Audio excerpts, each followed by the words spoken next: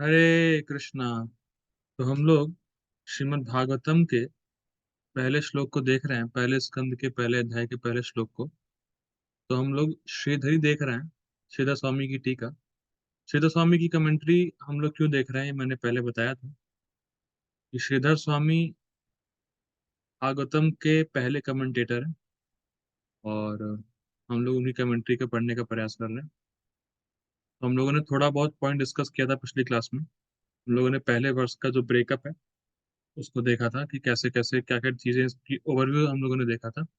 आज हम लोग श्लोक की कमेंट्री को, जो कि प्रॉपर कमेंट्री है, उस पर हम लोग डीप जाने वाले हैं। तो पहले हम लोग श्लोक पढ़ते हैं, पढ़ते नहीं श्लोक गाते हैं। देखिए, जो भगवत गीता है ना, तो भगवत गीता को बोलते हैं सॉन्ग ऑफ गॉड। तो कभी भी जो गाने होते हैं ना, जो गाने उसको प्लेन नहीं बोलते। जैसे कोई गाना आप उठाइए, उसको आप सेंटेंस के फॉर्म में नहीं बोलते हैं। गाना मतलब उसको एक रिदम में गाया जाता है। जितने भी श्लोक होते हैं ना शास्त्रों के, उसको रिदम में गाने होते हैं। उसको डायरेक्टली पढ़ना नहीं होता है, तो उसके लिए बहुत सारे मीटर्स होते हैं, राग होता है। जो कि ये सारा डिस्क्रिप्शन आपको साम वेद में मिलेगा। ये चार वेद होते हैं ना, तो उसमें साम वेद में यही बताया गया है कि श्लोक को कैसे गाना है। तो हम लोग श्लोक को गाएंगे। ओम नमो भगवते वासुदेवाय। ओम नमो भगवते वासुदेवाय। ओम नमो भगवते वासुदेवाय। जन्मादस्य यतोऽन्वयादितरतः चार्थेष्वभिज्ञः स्वराट् तेने ब्रह्म हृदयादिकवये मुह्यन्ति यः सूरयः तेजो वारिमृदां यथा विनिमयो यत्र त्रिसर्गो मृषा धाम्ना स्वेन सदा निरस्तकुहकं सत्यं परं धीमहि। एक बार और। जन्मादस्य यतोऽन्वयादितरतः चार्थेष्वभिज्ञः स्वराट् तेने ब्रह्म हृदयादिकवये मुह्यन्ति यत् सूरयः तेजो वारिमृदां यथा विनिमयो यत्र त्रिसर्गो मृषा धाम्ना स्वेन सदा निरस्तकुहकं सत्यं परं धीमहि। वाह, हरि बोल। ठीक है, तो हम लोग अब इसके सिनोनिम्स को देखेंगे, यानी शब्दार्थ को। हिंदी में शब्दार्थ, इंग्लिश में सिनोनिम्स या वर्ड टू वर्ड मीनिंग। ओम, हे प्रभु। नमः, नमस्कार है, भगवते भगवान को। वासुदेवाय, वासुदेव, वसुदेव पुत्र या आदि भगवान श्री कृष्ण को। जन्म, आदि, उत्पत्ति, पालन तथा संहार। अस्य, प्रकट ब्रह्मांडों का। यतः, जिनसे। अन्वयाद, प्रत्यक्ष रूप से आध्यात्मिक संपर्क के द्वारा। तो देखिए, ये पहले भी बात हुई थी। ये जो श्लोक है, जो आप देख रहे हैं भागवतम का, ये क्रिएशन के बारे में बताता है कि जो जो हम लोग देखते हैं ना, मटेरियल यूनिवर्सेस या कोई भी यूनिवर्सेस, वो कैसे आए, उसको ये श्लोक डिफाइन करता है। तो ये यहाँ पे बताया जा रहा है कि भगवान कृष्ण से सारे ब्रह्मांड निकलते हैं। और अन्वयात का मतलब होता है डायरेक्ट। से दो चीजें होती हैं, डायरेक्ट और इनडायरेक्ट। तो जब कोई, जैसे मान लीजिए किसी आदमी को शॉक लगता है, तो जब वो डायरेक्ट अपने हाथ को बिजली के बोर्ड पे या कहीं लगाता है तो उसको शॉक लगता है। ठीक, ये हो गया डायरेक्ट टच में आना। और इनडायरेक्ट टच का मतलब है, जैसे आप आयरन नेल्स ले लीजिए और ले लीजिए मैग्नेट। तो मैग्नेट को अगर आप आयरन नेल से टच नहीं भी कराएंगे और दूर से मैग्नेट को हिलाएंगे, तो आयरन नेल्स भी घूमेंगी मैग्नेट के अकॉर्डिंग। तो ये होता है इनडायरेक्ट। तो अन्वयाद मतलब भगवान कृष्ण से ये सारा जगत, ये जो मटेरियल वर्ल्ड है, जो भी वर्ल्ड है जो आप देख रहे हो, जो भी चीजें आप देख रहे हो, ये भगवान कृष्ण से डायरेक्ट आती हैं। पर डायरेक्ट कहने का मतलब है, भगवान की इच्छा होती है कि ये आए तो आती। मैं फिर रिपीट कर रहा हूँ। डायरेक्ट मतलब भगवान ने ये इच्छा करी कि ये जगत या ये जो चीजें आप देख रहे हो ये आ जाए, तो आ गए। क्योंकि भगवान स्पिरिचुअल हैं, तो उनकी इच्छा भी स्पिरिचुअल है। ठीक है। ऐसा नहीं है कि ये जगत सीधे सीधे आ गए। भगवान की इच्छा थी तब आया, तो भगवान की इच्छा से आना है, ये भगवान का डायरेक्ट कनेक्शन है। ठीक है। ये सीधा सीधा अर्थ है। ये डायरेक्ट अर्थ है कि भगवान ने इच्छा करी, सब कुछ आ गया। ठीक। इतरतः, अप्रत्यक्ष रूप से भौतिक संपर्क के द्वारा। इतरता का मतलब है इनडायरेक्ट। थोड़ा टेक्निकल होगा पर समझिए। जैसे एग्जाम्पल लेता हूँ। हम्म। जैसे प्रधान है ना, प्रधान, प्रधान नहीं मालूम होगा, प्रधान मतलब गांव का प्रधान नहीं।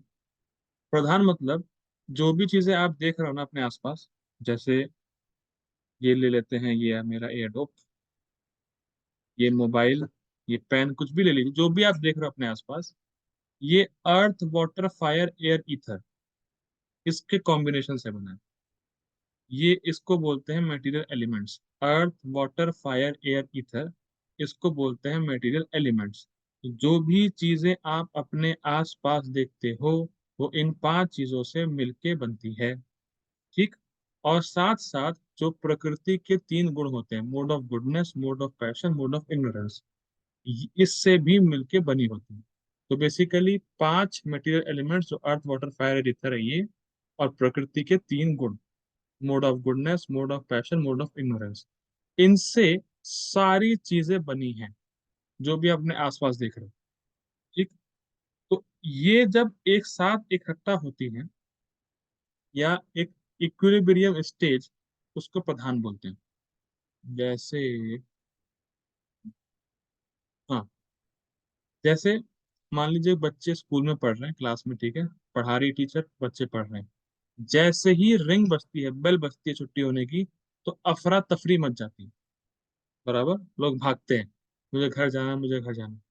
तो जब प्रकृति के तीन गुण, mode of goodness, mode of passion, mode of ignorance, ये 1:1:1 में इक्विलिब्रियम स्टेज पे रहते हैं। इक्विलिब्रियम स्टेज मतलब जब क्रिएशन नहीं होती है, जब कुछ नहीं बना होता है, जब ये सारे तीनों गुण इक्विलिब्रियम में रहते हैं, इस स्टेज को बोलते हैं प्रधान। ठीक। और भगवान कृष्ण जब उस प्रधान पे देखते हैं, तो उनके देखने से वो जो तीन गुण हैं वो एक्टिवेट होते हैं। और जब एक्टिवेट होते हैं, तो सारी चीजें बनना शुरू हो जाती हैं। ठीक है। और जब भगवान देखते हैं, तो भगवान के देखने में जो टाइम है और जो जीव है, वो एंटर करता है प्रधान में। बेसिकली भगवान क्रिएशन करने के लिए प्रधान को डायरेक्ट टच नहीं करते, केवल देखते हैं। तो ये हो गया इनडायरेक्टली। डायरेक्टली भगवान ने क्रिएशन करी क्योंकि भगवान की इच्छा हुई। इनडायरेक्टली भगवान ने क्रिएशन करी कि भगवान ने प्रधान को देखा। और इन सब चीजों में भगवान न्यूट्रल है, उनको फर्क नहीं करता। ठीक है। सिंपल। अगर इस वर्ल्ड में बच्चे पैदा करने हैं, तो डायरेक्ट टच करना पड़ता है। ऐसा नहीं देखने से बच्चा हो जाएगा। ठीक है। कांटेक्ट में आना पड़ता है, तब बच्चे होते हैं, देख के बच्चे नहीं होते। लेकिन भगवान जो क्रिएशन करते हैं केवल देखते ही हैं, टच, डायरेक्ट टच नहीं करते। ठीक है। तो अनवैध, अनवैध मतलब डायरेक्ट, भगवान की इच्छा से होता है। और इत्रता मतलब इनडायरेक्ट, भगवान देखते हैं। ठीक है। च तथा अर्थेषु उद्देश्यों में अभिज्ञा पूर्ण रूप से अवगत, मतलब भगवान ऑलवेज कॉन्शियस हैं कि हर आदमी हर समय क्या कर रहा है। जैसे रूपा जी एग्जाम्पल देते हैं कि कहीं पे कंस्ट्रक्शन हो रहा है, ठीक है, तो जो कंस्ट्रक्शन करवा रहा है, जो कंपनी करवा रही है, जो उसका हेड है, वो भले ही कंस्ट्रक्शन साइट पे ना हो, लेकिन उसको साइट पे क्या क्या हो रहा है सबकी नॉलेज होती है। ठीक है। साइट पे है नहीं पर्सनली वो, लेकिन सब चीज की नॉलेज होती है। वैसे भगवान का क्रिएशन है तो भगवान को हर चीज पता है कि हर आदमी हर समय क्या सोच रहा है, क्या कर रहा है, क्या करना चाहता है। Krishna knows everything. ठीक है। ठीक है। अभिज्ञा स्वराट। स्वराट मतलब भगवान पूरी तरह इंडिपेंडेंट है।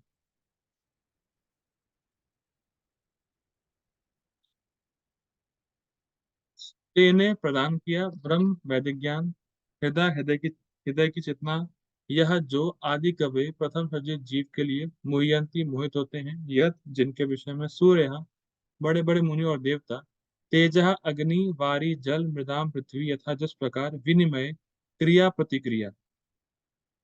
वाह। ये टफ टफ है, देखिए समझिए इसको क्या बोला जा रहा है।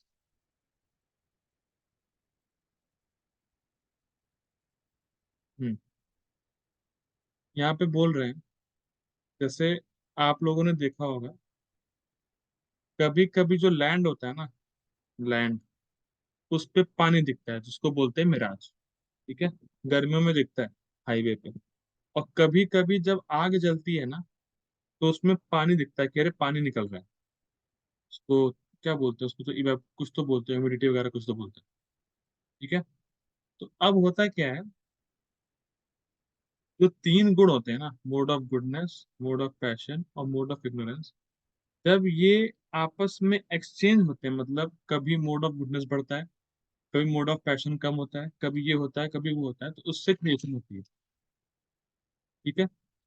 अब बहुत ही सुंदर बात, मिराज में क्या पानी होता है? पानी नहीं होता है, केवल दिखता है। लेकिन जो जिस लैंड पे पानी दिखता है वो लैंड होता है। वो लैंड फैक्चुअल है, लेकिन पानी फैक्चुअल नहीं है। आग जलती है और कुछ कुछ पानी दिखता है आग के ऊपर, तो क्या वो पानी होता है? नहीं होता। पर आग होती है? होती है। अब ये हो गया। अब दूसरी चीज, क्या लैंड है इसकी वजह से पानी दिख रहा है? तो सही बात है ना, लैंड है इसीलिए पानी दिख रहा है, और इसीलिए कह सकते हैं कि लैंड की वजह से पानी दिख रहा है, और पानी नहीं है। आग की वजह से उसके ऊपर पानी दिख रहा है, लेकिन आग है और आग की वजह से दिख रहा है। तो वैसे ही ये जो मेटीरियल वर्ल्ड है, ये कृष्ण पे आधारित है, मतलब कृष्ण इस वर्ल्ड के शेल्टर, कृष्ण पे बेस्ड है, कृष्ण सोर्स है। तो क्योंकि कृष्ण सोर्स है, इसीलिए ये मेटीरियल वर्ल्ड लगता है कि यहाँ बहुत सुख है, क्योंकि कृष्ण आनंदमय है। मैं फिर रिपीट कर रहा हूँ, क्योंकि कृष्ण आनंदमय है, इसीलिए, क्योंकि ये जगत, ये मटेरियल वर्ल्ड कृष्ण पे बेस्ड है, Krishna is the source of this creation, इसीलिए हमें लगता है कि यहाँ पे सारा सब कुछ बहुत अच्छा है, जबकि अच्छा है नहीं। लैंड है, और लैंड पे पानी दिख रहा है क्योंकि पानी है नहीं, लेकिन लैंड की वजह से पानी दिख रहा है। वैसे ये क्रिएशन का जो आधार है, जो बेस है, वो कृष्ण है, और कृष्ण आनंदमयी है, तो हमें लगता है कि ये जगत भी आनंदमयी है, जबकि है नहीं।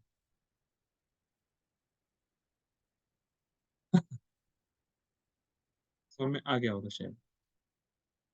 ठीक है। यत्र जहां पर त्रिसर्गा सृष्टि के तीन गुण, सृष्टिकारी शक्तियां, अमृषा, सत्यवत, धामना, समस्त दिव्य सामग्री के साथ स्वेना अपने से सदा सदैव निरस्त अनुपस्थिति के कारण त्यक्त कुहक मोह को सत्यम, सत्य को परम, परम धीमहि मैं ध्यान करता हूँ। अब देखिए, हरि बोल मानसी कालरा, बोल पाओगे कुछ? क्वेश्चन है। अब जो सन होता है ना, सन, जी। उसमें कितना डार्कनेस रहती है? 0%। 0%। वाह, विद्वान है आप तो। ठीक है, नोट कर लो। तो जो सन होता है ना, उसमें डार्कनेस होती ही नहीं। ठीक है। वैसे ही जो भगवान कृष्ण है ना, उनमें माया होती ही नहीं। जैसे डार्क, जैसे मैं बोलूं व्हाट इज डार्कनेस, अब जो डेफिनेशन डार्कनेस की है, absence of light is darkness. So basically light नहीं होगी तब डार्क होगा। तो बेसिकली डार्कनेस की डेफिनेशन लाइट पर बेस्ड है। तो वैसे ही जहां भगवान कृष्ण नहीं है, that is Maya. It's not like that कि माया भगवान को टच कर सकती है। क्या अंधेरा रोशनी को टच कर सकता है? नहीं कर सकता। सिंपल है। तो जहां कृष्ण नहीं है वहां माया है। लेकिन जो और फिलोसफी वाले लोग होते हैं वो बोलते हैं कृष्ण में माया है, जबकि कृष्ण में माया हो ही नहीं सकती ना भाई। सन में डार्कनेस हो ही नहीं सकता। अब क्या बात कर रहे हो? तो इसीलिए यहाँ बोला जा रहा है कि भगवान अपने तेज से, अपने मतलब कह सकते हैं अपने इफेक्ट से, अपने प्रभाव से माया को बहुत दूर रखते हैं। जैसे सन अपनी सनलाइट से डार्कनेस को बहुत दूर रखता है, वैसे भगवान कृष्ण अपने इफेक्ट से, अपने प्रभाव से माया को दूर रखते हैं। माया कैन नॉट टच कृष्णा। ये समझना हो। ठीक है, तो भगवान की दिव्य सामग्री यहाँ पे लिखा है, इसका मतलब है कि भगवान का नाम, भगवान का रूप, भगवान का गुण, भगवान की लीला। Name of Krishna, form of Krishna, pastimes of Krishna, and qualities of Krishna, they are all spiritual. Maya cannot touch them. If you are chanting Hare Krishna, that Hare Krishna is itself Krishna, that means you are out of the Maya at that time. Simple. जब आप हरे कृष्णा बोलते हो तो हरे कृष्णा बोलने का मतलब है आप उस समय माया से बाहर जा चुके हो। जैसे आप जिस टाइम पे सन के कांटेक्ट में आते हो तो उस टाइम आप अंधेरे के कांटेक्ट में नहीं होते हो। As simple as that. अगर आप ईस्ट में जाते हो तो आप वेस्ट में नहीं जा रहे हो। ठीक है? और भगवान कृष्ण परम सत्य हैं, एब्सोल्यूट ट्रुथ। तो परम सत्य का मतलब होता है जितने भी सत्य हैं। देखिए सत्य का मतलब क्या होता है, अभी लोगों को पता नहीं होगा, लोग बहुत, ये क्या ही बोलूं। सत्य का मतलब होता है जो तीनों काल में रहे। ऐसी चीज जो पास्ट में थी, जो प्रेजेंट में है, और जो फ्यूचर में रहेगी, दैट इज कॉल्ड ट्रुथ। हमारी जो बॉडी है, क्या ये पास्ट में थी? जैसे मैं क्वेश्चन पूछता हूँ, हरे कृष्ण मानसी माता, आज आपको हरे पकड़। कृष्ण। आपकी एज क्या है? 25। तो 25 ईयर्स के पहले आपका ये शरीर जो आपका है वो कहाँ था? था ही नहीं, एग्जिस्ट नहीं करता था प्रभु। नहीं था, ठीक है। और मे भी कंसिडर करते हैं कि आप 100 साल बाद मरोगे, इतनी लंबी जी। आयु है आपकी शायद। उसके बाद कहाँ जी। जाएगा? मिट्टी में मिल जाएगा प्रभु। मिट्टी में मिल जाएगा, रहेगा ही नहीं बेसिकली। ठीक। खत्म। तो क्या आपकी बॉडी ट्रुथ है? नहीं नहीं प्रभु, बिल्कुल भी नहीं। ठीक है, थैंक यू माता जी, हरी बोल।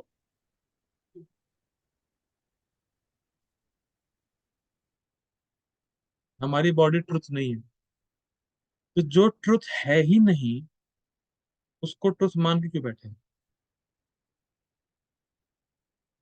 और उस ट्रुथ पे, जो ट्रुथ नहीं है, उस पे बहुत ध्यान क्यों दे रहे हैं? अपना समय क्यों बहुत दे रहे हैं?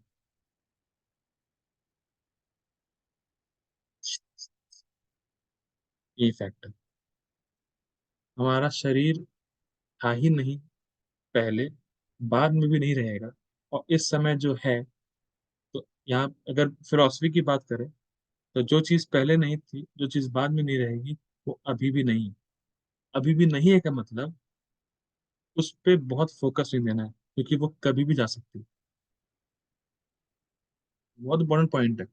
जो भक्ति नहीं करता उसको समझ नहीं आता कि जो वो काम कर रहा है ना, जो वो काम कर रहा है और जिसके लिए कर रहा है, बेसिकली पहली चीज तो वो अपने शरीर के लिए करता है, और शरीर से जुड़े हुए जो लोग हैं उसके लिए करता है। जिस शरीर के लिए आप काम कर रहे हो वो शरीर ही नहीं रहेगा। और ऐसा नहीं कि कोई श्योरिटी है कि इतने साल के बाद ही जाएगा। हो सकता है अगले टाइम में ही ना रहे। लेकिन जो आप कृष्ण की भक्ति करते हो, हम देख चुके हैं कृष्ण की, क्योंकि कृष्ण एटर्नल है। कृष्ण पहले भी थे, कृष्ण बाद में भी हैं, कृष्ण हमेशा रहेंगे। तो कृष्ण के लिए काम करना इज ऑल्सो अ ट्रुथ। वो हमेशा रहेगा। जो आप भक्ति की हो, जो आप कृष्ण की सर्विस की हो, वो हमेशा रहने वाली। That is the real truth. That is the only truth.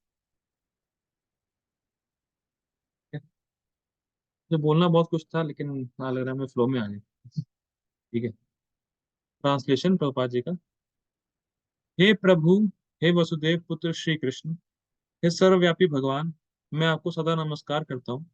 मैं भगवान श्री कृष्ण का ध्यान करता हूँ क्योंकि वे परम सत्य हैं और व्यक्त ब्रह्मांडों की उत्पत्ति, पालन तथा संहार के समस्त कारणों के आदि कारण हैं। वे प्रत्यक्ष तथा अप्रत्यक्ष रूप से सारे जगत से अवगत रहते हैं। He knows everything. और वे परम स्वतंत्र हैं क्योंकि उनसे परे अन्य कोई कारण है ही नहीं। Nobody is above Krishna. Krishna is the cause of all causes. Where all causes ends, there is Krishna. ठीक है? उन्होंने ही सर्वप्रथम आदि जीव ब्रह्मा जी के हृदय में वैदिक ज्ञान प्रदान किया। उन्हीं के कारण बड़े बड़े मुनि तथा देवता उसी तरह मुंह में पड़ जाते हैं, जिस प्रकार अग्नि में जल या जल में स्थल देखकर कोई माया के द्वारा मोहग्रस्त हो जाता है। मतलब मिराज बेसिकली। उन्हीं के कारण ये सारे भौतिक ब्रह्मांड, जो प्रकृति के तीन गुणों की प्रतिक्रिया के कारण अस्थायी रूप से प्रकट होते हैं, वास्तविक लगते हैं, जबकि ये अवास्तविक होते हैं। अतः मैं उन भगवान श्री कृष्ण का ध्यान करता हूँ जो भौतिक जगत के भ्रामक रूपों से सर्वथा मुक्त अपने दिव्य धाम में निरंतर वास करते हैं। मैं उनका ध्यान करता हूँ क्योंकि वे परम सत्य हैं। That is the translation of 1.1.1। Now we will take commentary of Shridhar Swami. 5-10 minute में ही लूंगा क्योंकि टाइम बहुत हो रहा है। मुझे इसको पूरा करना था कमेंट्री को, लेकिन होगा नहीं शायद। ठीक है। तो श्रीधर स्वामी कौन है जिनकी कमेंट्री हम लोग ले रहे हैं? एज यूजुअल लोग केवल प्रभुपाद जी के कमेंट्री को पढ़ते हैं, लेकिन प्रभुपाद जी खुद बोलते हैं कि जो प्रीवियस आचार्याज हैं उनकी कमेंट्री को पढ़ना चाहिए, और जो सीरियस होगा वही पढ़ेगा इसको। तो आप सब जानते हैं कि मैं बहुत सीरियस हूँ। ठीक है। तो हम लोग पढ़ते हैं।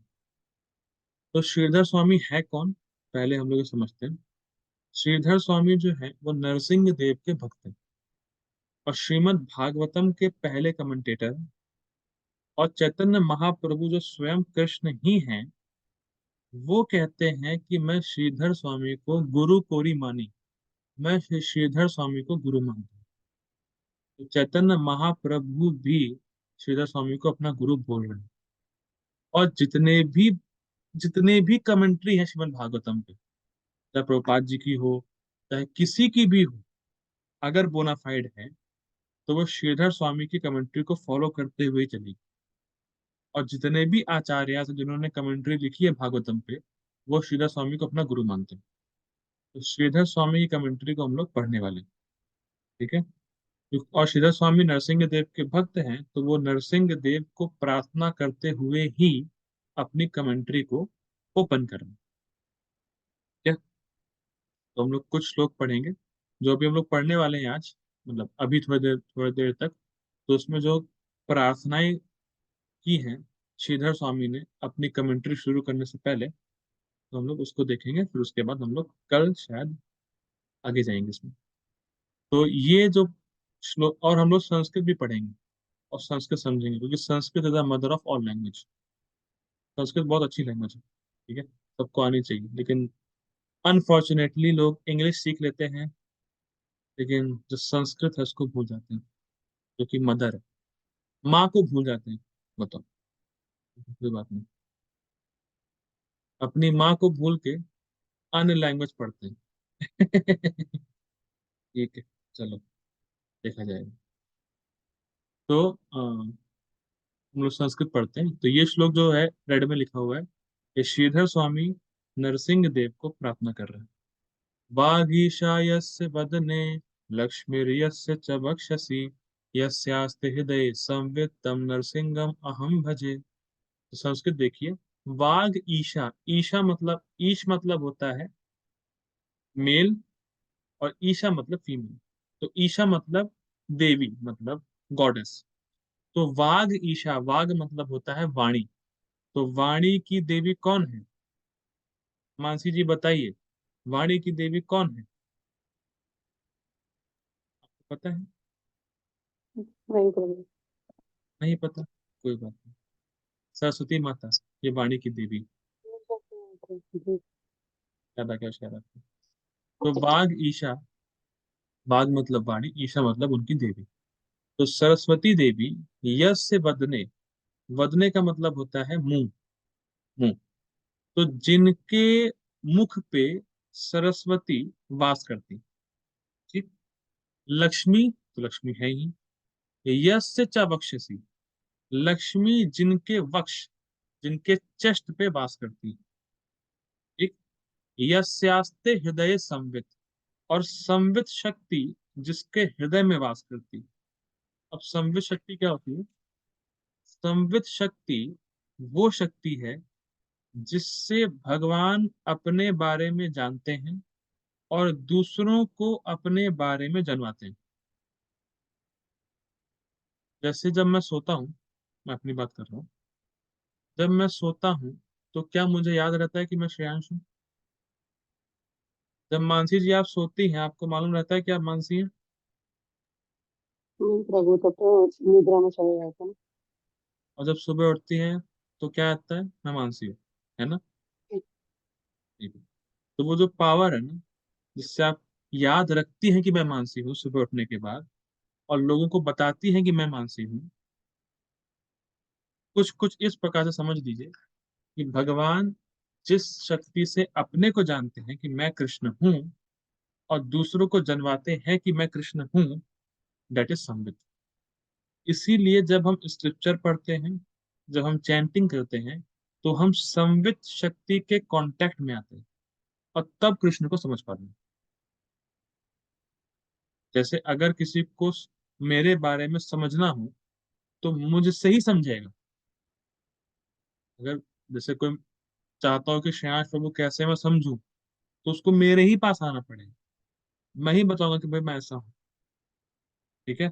तो संवित शक्ति मतलब भगवान की वो शक्ति जिससे भगवान अपने बारे में जानते हैं और दूसरों को अपने बारे में जानवाते हैं।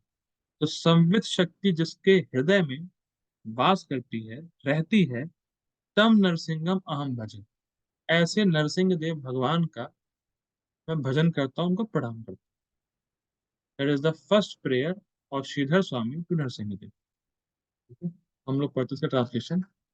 जिनके मुख में बागीशा सरस्वती का निवास है, वक्षस्थल मतलब छाती में, चेस्ट में लक्ष्मी जी का निवास है, तथा जिनके हृदय में ज्ञान का निवास है, ज्ञान मतलब भगवान अपने बारे में जानते हैं और दूसरों को अपने बारे में जानवाते हैं, उन नरसिंह भगवान का मैं भजन करता हूँ।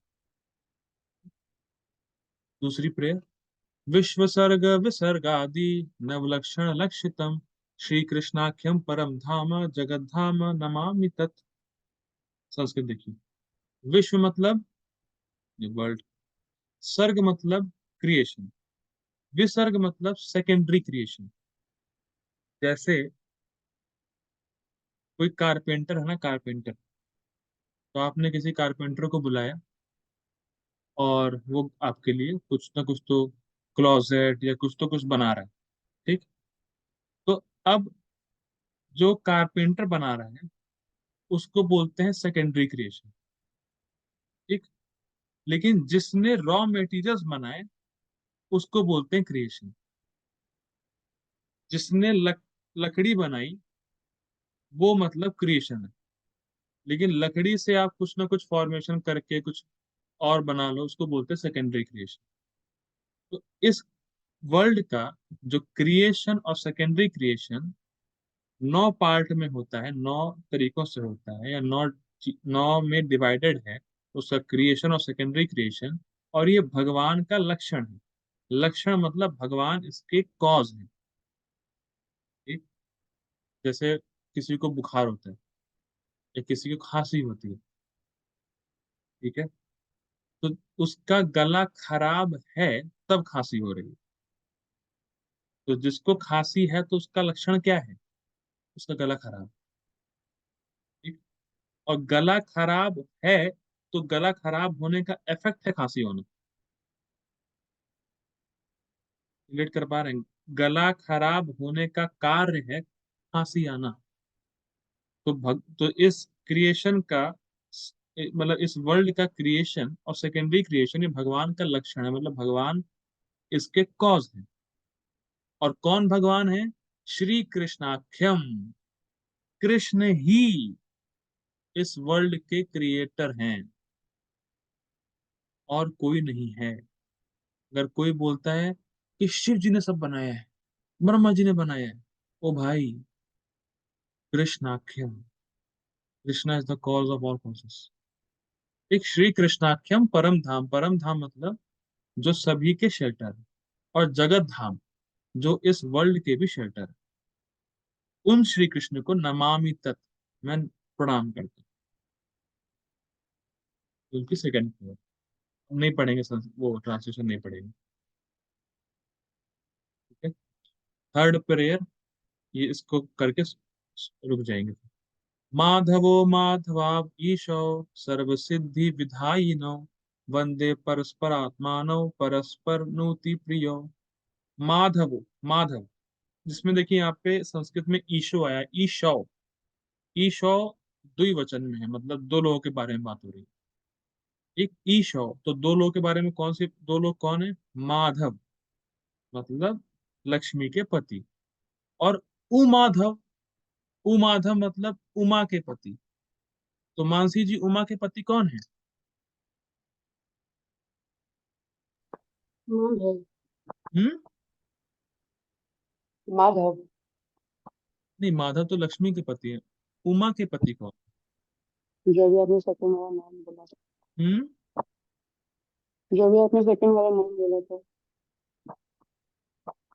ये मैं समझा नहीं, आपकी आवाज नहीं आ रही। उमा के पति शिव जी, ठीक है। उमा का, उमा पार्वती। माधव मतलब लक्ष्मी के पति, और उमाधव, हाँ, उमा, उमाधव मतलब शिव जी, ठीक है। ईश हो, तो दो लोगों के बारे में बात हो रही है, एक तो कृष्ण के बारे में, शिव जी के बारे में। सर्व सिद्धि विधायिनो, जो सारी सिद्धि को देने वाले, ठीक है। वंदे परस्परात्मानो, और शिव जी और कृष्ण, वो दोनों आपस में एक दूसरे को प्रणाम करते हैं। कभी देखा है आप लोगों ने? कई बार लोग प्रश्न पूछते हैं कि अरे, शिव जी की भक्ति कृष्ण करते हैं और कृष्ण की भक्ति शिव जी करते हैं, ये क्या है? तो ऐसे ही है, कृष्ण अपने भक्तों की सेवा करते हैं और भक्त कृष्ण की सेवा करता है। तो वंदे परस्परात्मानव मतलब शिव जी और कृष्ण एक दूसरे को प्रणाम करते हैं, और परस्पर नूति प्रियो, और कृष्ण को शिव जी बहुत प्रिय है और शिव जी को कृष्ण बहुत प्रिय है। तो इसीलिए भागवतम लिखने से पहले श्रीधर स्वामी दोनों को प्रणाम कर रहे हैं, कृष्ण को भी और शिव जी को भी। तो बेसिकली ऐसी 6 प्रार्थनाएं थी, नहीं 7 है, 7 प्रार्थनाएं, लेकिन हम लोग अभी 3 ही पहुंचे, बाकी 4 कल देखेंगे। तब तक के लिए श्रील प्रभुपाद की जय। हरे कृष्ण, हरे कृष्ण।